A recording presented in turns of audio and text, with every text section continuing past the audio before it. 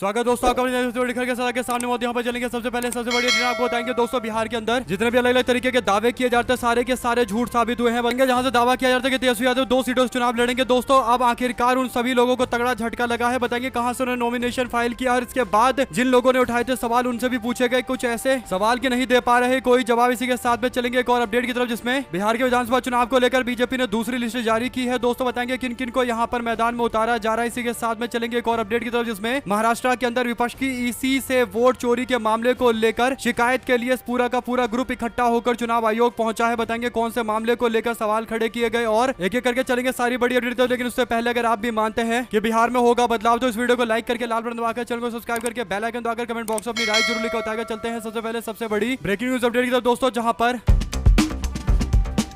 बिहार के विधानसभा चुनाव को लेकर सबसे बड़ी चर्चा इस बात को लेकर थी कि आखिरकार बिहार के राघवपुर से चुनाव कौन लड़ेगा। दोस्तों दावा किया जाता है कि यहां से बिहार के नेता विपक्ष तेजस्वी यादव चुनाव लड़ सकते हैं, लेकिन साथ साथ ये भी दावा किया जाता है कि वो डर रहे हैं इसीलिए 2 सीटों से चुनाव लड़ सकते हैं। हालांकि अब इस मामले को लेकर आखिरकार जो जानकारी सामने आई है दोस्तों, उसके अनुसार जो दावे किए जाते हुए सारे के सारे झूठ साबित हुए हैं। बिहार चुनाव को लेकर हलचलों के बीच नेता प्रतिपक्ष तेजस्वी यादव ने अपना नामांकन दाखिल कर दिया है। आरजेडी के नेता ने अपने पिता और माताश्री के साथ में मिलकर आज लगभग 2:30 बजे के आसपास दोपहर में जाकर हाजीपुर से अपने सीट पर नॉमिनेशन फाइल कर दिया है। दोस्तों इस दौरान उनके साथ में मीसा भारती भी मौजूद रही और राघवपुर की बात करें तो 15 और 20 दोनों बार तेजस्वी ने बाजी मारी थी। दोस्तों 2020 में उनके जीत का अंतर अच्छा खासा था और 15 से ज्यादा सभाओं को संबोधित करते हुए हर रोज एक बड़े कार्यक्रम के साथ आने वाले दिनों के अंदर नजर आने वाले हैं। हालांकि जो दावे किए जा रहे थे कि वो अपनी सीट छोड़ेंगे और अगर उनके सामने कोई बड़ा नेता मैदान में उतर जाता है, चाहे वो पीके हो या फिर जनता दल यूनाइटेड या बीजेपी का कोई बड़ा उम्मीदवार, तो फिर उनको दूसरा रास्ता ढूंढना पड़ेगा, यानी दूसरी सीट पर भी चुनाव लड़ना पड़ेगा। लेकिन अब तेजस्वी यादव की पार्टी आरजेडी ने साफ तौर पर कहा है कि वो केवल एक सीट से चुनाव लड़ेंगे और वो है उनकी पुरानी सीट, यानी अभी वर्तमान की जो सीट है राघवपुर की सीट। इसके अलावा वो कहीं और से कोई भी चुनाव नहीं लड़ेंगे, यानी केवल एक सीट से मैदान में उतरेंगे, चाहे इसके लिए उन्हें कितना भी बड़ा नुकसान क्यों न झेलना पड़े। दोस्तों यहाँ तक कि जनसुराज पार्टी के नेता प्रशांत किशोर की ओर से कहा गया था कि वो खुद जनसुराज के टिकट पर मैदान में उतर सकते हैं। उन्होंने कहा कि जनसुराज पार्टी इस बारे में चर्चा कर रही है और राघवपुर से मुझे उतारा जाएगा तो मैं पूरी तरीके से तैयार हूँ। हालांकि बाद में वो अपनी बातों से पलट गए और तेजस्वी के खिलाफ लड़ने से उन्होंने मना कर दिया। हालांकि बीजेपी यहाँ पर कौन उम्मीदवार देगी दोस्तों, ये एक बड़ा सवाल रहेगा। हालांकि जो भी जानकारी इससे जुड़ी आती रहेगी आप तक लगातार पहुंचाएंगे। लेकिन जो भी दावे किए जा रहे थे कि वो 2 सीटों से लड़ेंगे और कुछ जगह तो बोला जा रहा था कि वो अपनी सीट राघवपुर छोड़ देंगे क्योंकि लोगों का इतना ज्यादा विरोध है, ये सारी बातें एकदम गलत साबित हुई है। अगर आप भी मानते हैं कि वे केवल और केवल एक प्रोपेगेंडा थे जिसका अब पूरी तरीके से खंडन हो चुका है, तो अपनी राय जरूर लिखकर बताएगा। दोस्तों चलते हैं एक और अपडेट की तरफ, जहां पर आखिरकार दूसरी लिस्ट भी सामने आ गई है। दरअसल खबर यह है कि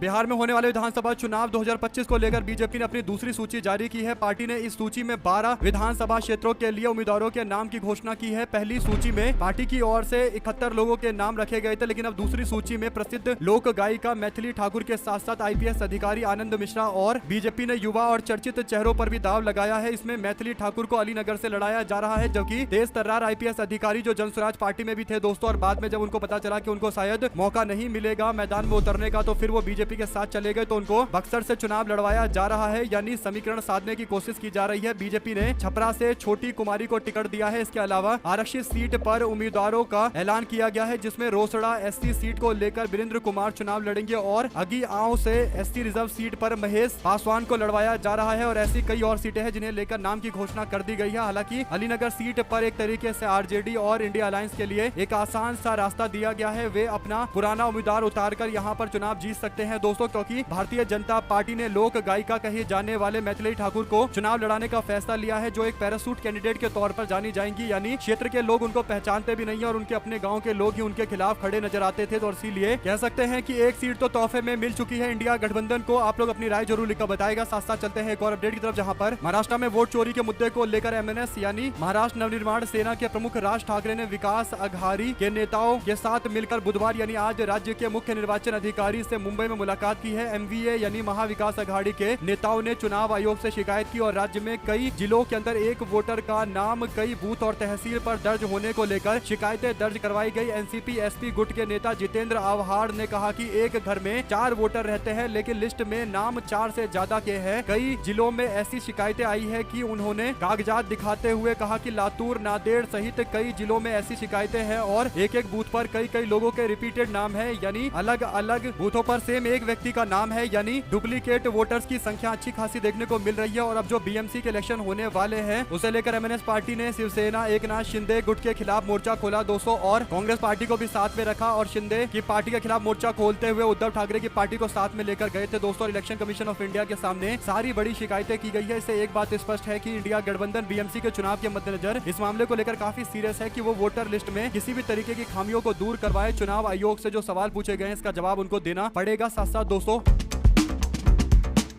समस्तीपुर से जेडीयू के प्रबल टिकट के दावेदार डॉक्टर मनोज कुमार ने जेडीयू का साथ छोड़ दिया। उन्होंने जनसुराज का दामन थामा है। समस्तीपुर से जनसुराज ने उन्हें प्रत्याशी घोषित कर दिया है। जनसुराज से सिंबल मिलने के बाद डॉक्टर मनोज कुमार समस्तीपुर पहुंचे। ये MBBS कर चुके हैं और लंबे समय से समस्तीपुर में सेवा दे रहे हैं। PMCH से भी काफी दिनों तक पोस्ट पर रहकर काम कर चुके हैं। पत्रकारों को संबोधित करते हुए उन्होंने कहा कि जेडीयू राजा रानी की पार्टी बन चुकी है। अब इसके अंदर आम जनता, आम कार्यकर्ताओं को कोई भी इज्जत, कोई भी सम्मान नहीं दिया जा रहा, इसीलिए उनके पास कोई विकल्प नहीं था। उन्होंने जनसुराज के साथ जाने का फैसला लिया है। जनसुराज एकमात्र ऐसा विकल्प दे रहा है जिससे बिहार को बदला जा सकता है। अब उनके अपने दावे हैं दोस्तों, लेकिन एक बात यह है कि जनसुराज पार्टी के कारण कई सारे नेताओं को अलग से चुनाव लड़ने का मौका मिल गया है। जिन लोगों को अपनी पुरानी पार्टियों में टिकट नहीं मिलता वे सारे लोग जनसुराज की ओर जाते हैं और कई सारी छोटी छोटी पार्टियां भी चल रही है बिहार के अंदर, जिसके कारण पूरी तरीके से खेला बिगड़ता दिखाई दे रहा है बड़ी पार्टियों का। जो भी जानकारी इनसे जुड़ी हुई आगे आती रहेगी, आप लगातार पहुंचाते रहेंगे दोस्तों। चलते हैं एक और अपडेट की तरफ, जिसमें